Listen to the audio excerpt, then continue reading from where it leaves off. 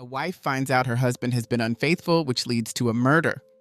When a loved one disappears, the worst fears begin to surface. No one could have anticipated the grim reality behind Shannon Medill's vanishing. Joshua, her husband, appeared to be the epitome of a caring partner. He actively participated in the search, supported his family emotionally, and urged everyone to maintain hope. However, doubts arose about whether this was all an act of deceit, with the real danger lurking in plain view. Shockingly, Shannon's body was discovered buried mere steps from where they had once dreamt of building their future together.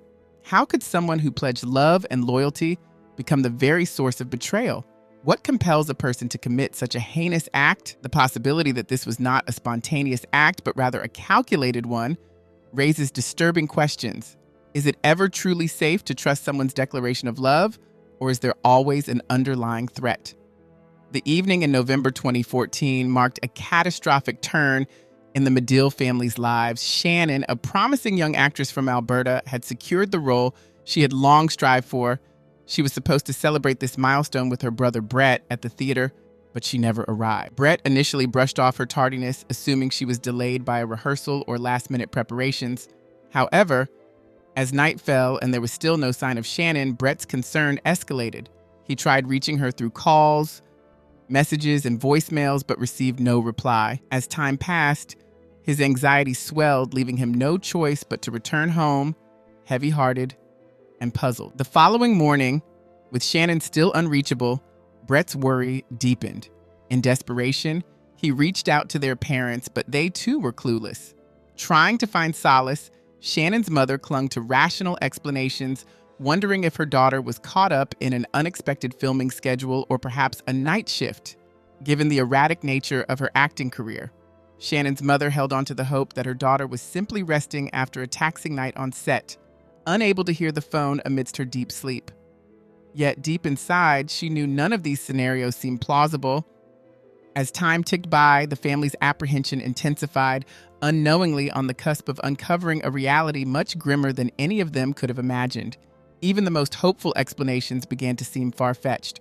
Shannon was known for her responsibility and constant communication, particularly when it involved her career advancements. It was unlike her to disregard calls and messages, especially at such a critical time. In an attempt to ease her escalating worries, Shannon's mother left another voicemail, expressing that they were not upset but desperately needed to confirm her safety.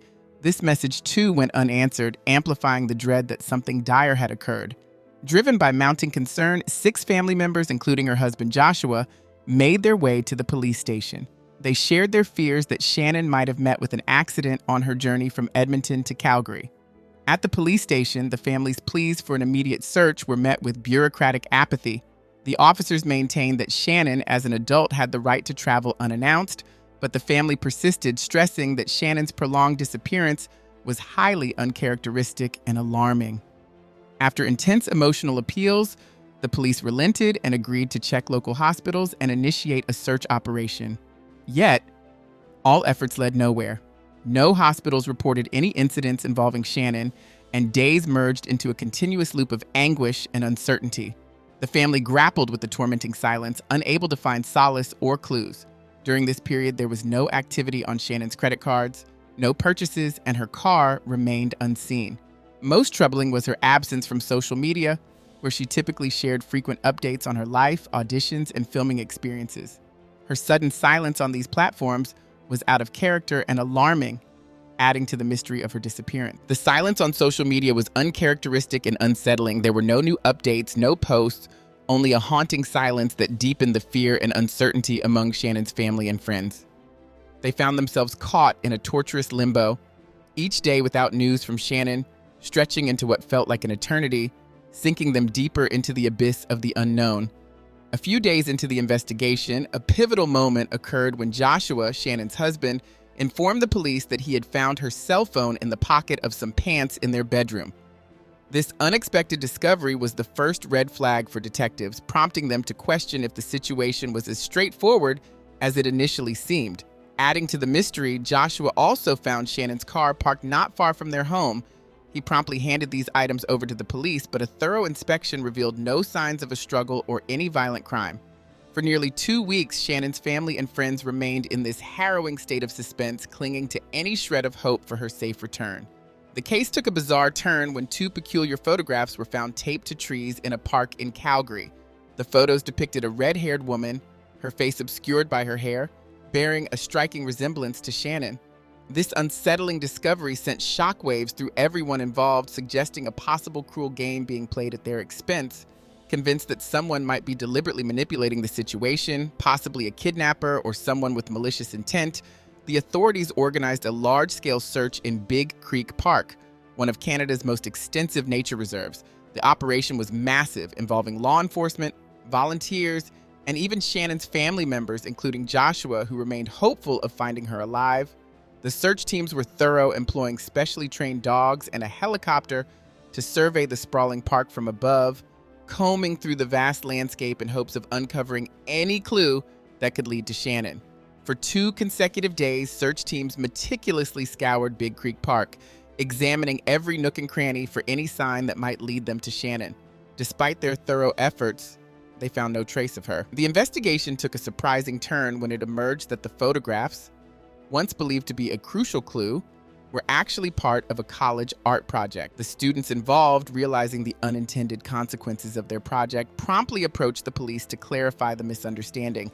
This disclosure was a devastating setback for both Shannon's family and the investigative team, dashing the hopes pinned on these images and plunging them back into a state of despair and uncertainty. As days passed, the agony for Shannon's family intensified. Her parents and Joshua lived in a state of constant dread, each day bringing its own torment and a mounting pile of unanswered questions. They grappled with the harrowing possibility. Would Shannon be found alive?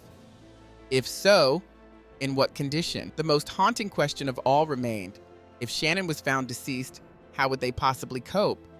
The notion of abduction, while initially considered, began to seem unlikely as no ransom demands were made. Nonetheless, desperate for any thread of hope, Shannon's family could not dismiss the possibility entirely. As days turned into weeks, the likelihood of finding Shannon alive seemed to fade, leaving her loved ones clinging to increasingly fragile strands of hope. In a surprising development, Joshua brought a new piece of information to the investigators. He recounted a troubling episode from a few months prior when Shannon, overwhelmed by despair after another unsuccessful audition, had phoned him, threatening to jump off a bridge. That day, Joshua had managed to soothe her frayed nerves and avert a crisis.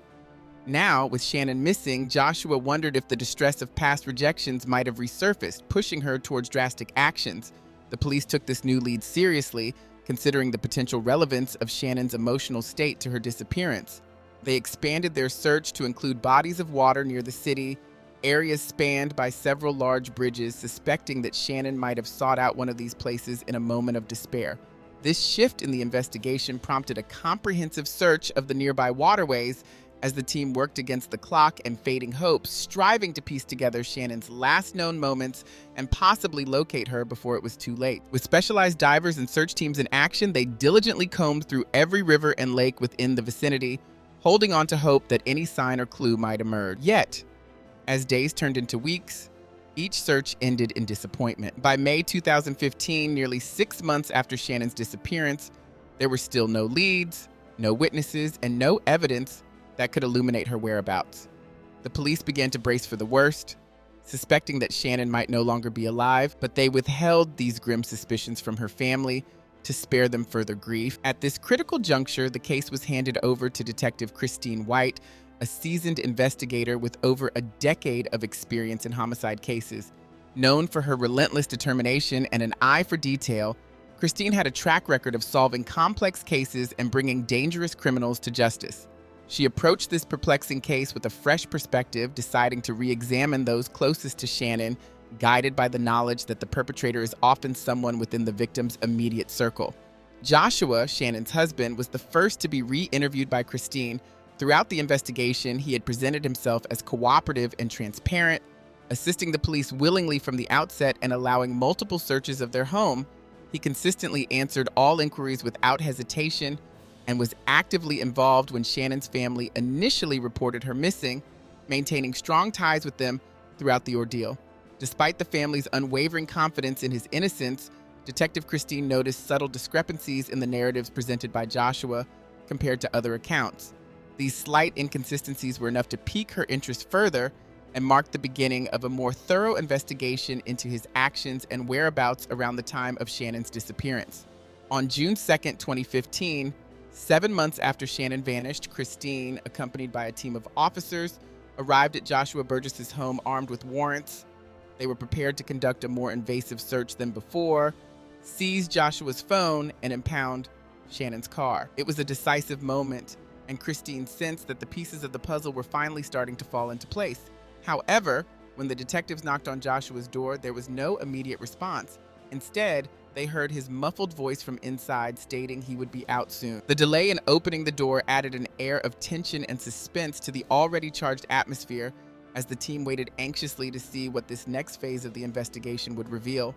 Joshua's delay in opening the door intensified the air of suspicion. Detective Christine White sensed that every second was crucial. Believing Joshua might be attempting to conceal evidence or simply stall for time, her instincts told her that something critical was about to unfold. The officers, growing impatient, demanded he open the door immediately, not giving him a chance to even find his pants. When Joshua finally opened the door, the officers were braced for any scenario, including the possibility of using force. However, the scene that greeted them was not what they had anticipated. Joshua stood before them in tears, his expression one of horror mixed with despair. Through his sobs, he confessed, "I'm the one who did it. I'm the one who ended Shannon's life." It seemed as if confessing was his last desperate attempt at finding some relief from his torment.